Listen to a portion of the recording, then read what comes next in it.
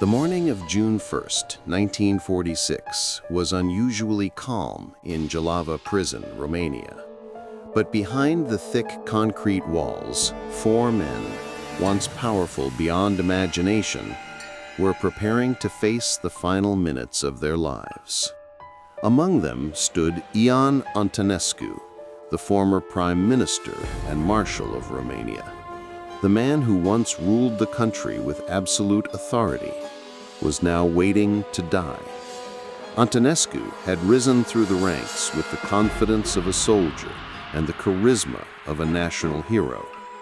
During the war, he allied Romania with Nazi Germany, convinced it was the only way to reclaim territories lost to the Soviet Union.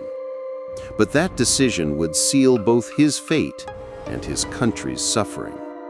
As German forces crumbled in 1944, Romania's loyalty shifted overnight.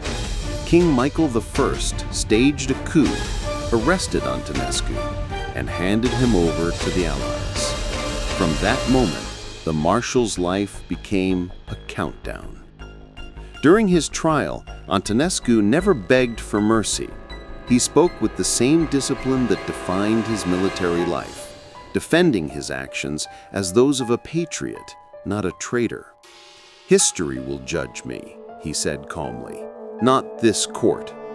But the court had already decided.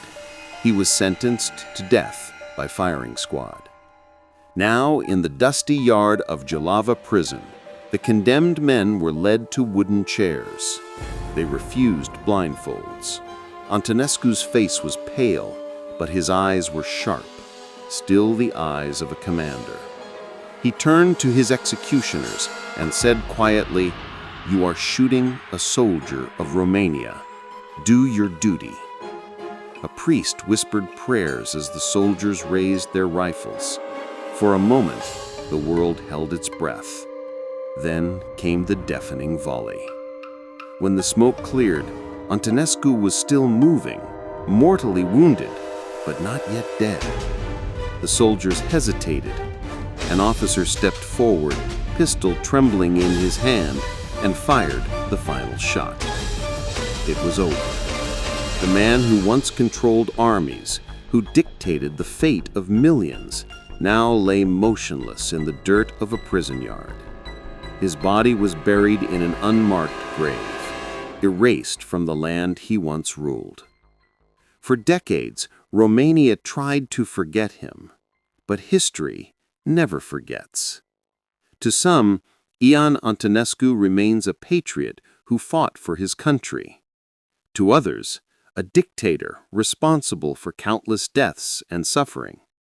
But perhaps the truth lies somewhere in between, in the silence between those final gunshots, when even power and pride couldn't save a man from his own history.